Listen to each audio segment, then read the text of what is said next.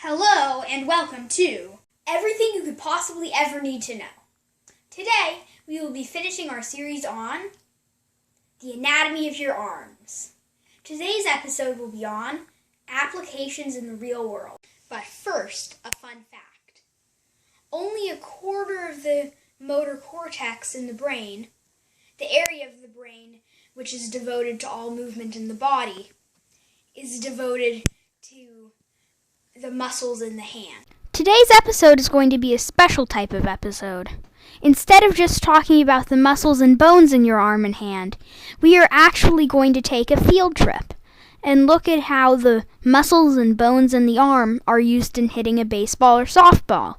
Well, we won't actually be taking a trip, but we will be looking at some great videos and diagrams of the steps of hitting a ball. First, we are going to talk about the wrong way to hit a baseball or softball, and then we are going to talk about the right way to use your muscles so you can perfect your swing. So, this is a video of the wrong way to hit a ball. As you can see, I'm not moving anything besides my arms, I'm not extending my arms, and I'm not swinging through. This is obviously not the right way to hit a ball, and if you swing this way, you will likely not get many hits. Now, we are going to talk about how to swing correctly and what muscles are involved in a correct swing. Once you're standing at the plate, there are 3 stages of swinging: the loading phase, the launching phase, and the follow-through.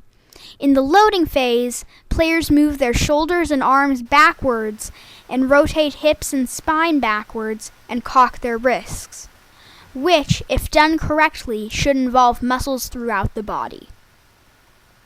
When you move your shoulders and arms away from the pitcher, you use completely different muscles to use each arm.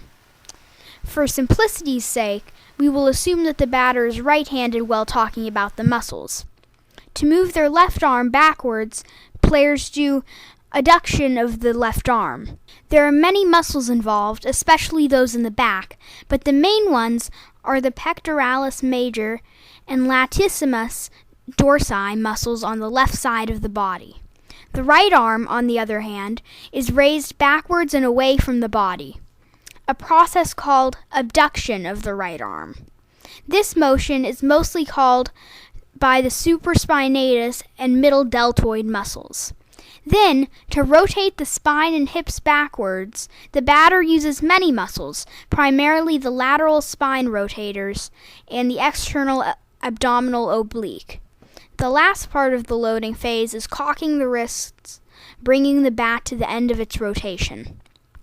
To do this, muscles in the forearm, elbow, and wrists are used, involving muscles such as the pronator teres and the pronator quadratus in the elbow, extensor carpi radialis longus, extensor carpi radialis brevis, and flexor carpi radialis in the wrist and forearm.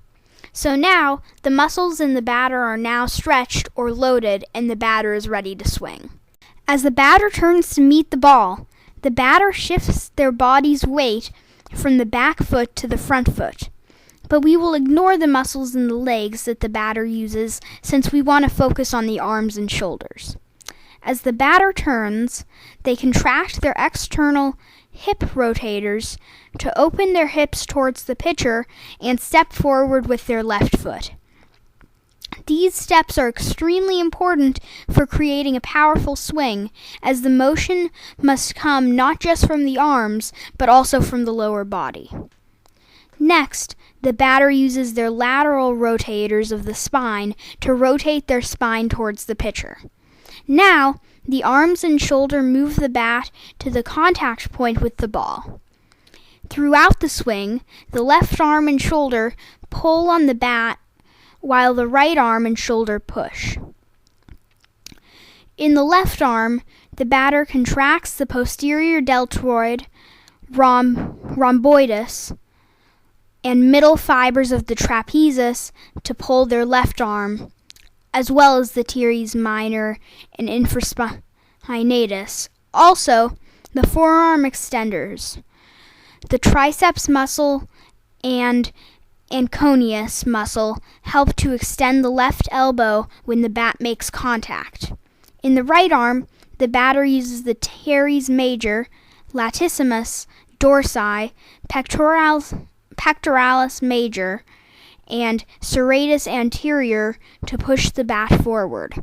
Now, it's important to remember that muscles can't actually push, but contracting certain muscles can pull the right arm forward, effectively pushing the bat. Also, while the batter is swinging, they are also using the muscles in their hand and forearm to guide the bat to the ball. The batter uses 7 muscles in the hand and 3 in the forearm.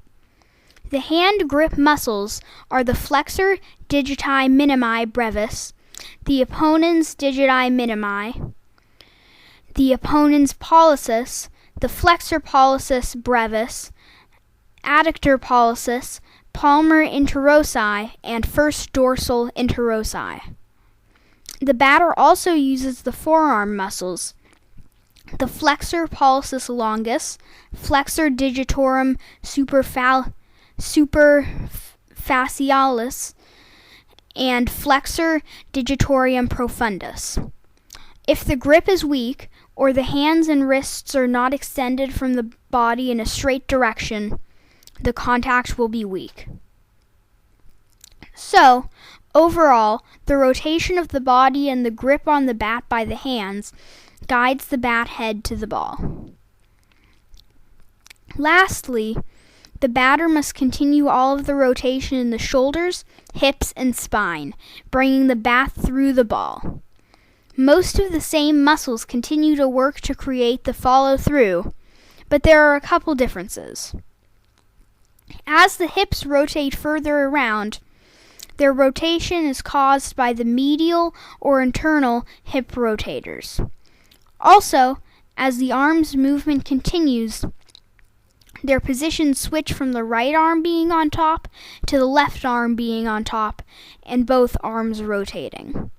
The muscles that cause this movement in the right arm are the pronator teres and the pronator quadriceps. And the muscles that cause this movement in the left arm are the biceps brachii and the supinator. So, knowing these muscles, here are a few tips for a better swing. First, rotate backwards away from the pitcher. Second, extend your arms when you swing, giving you a stronger swing. Third, involve your core and lower body in the swing. Fourth, swing through. Knowing that, here's a swing following these tips. Thank you for watching everything you could possibly ever need to know.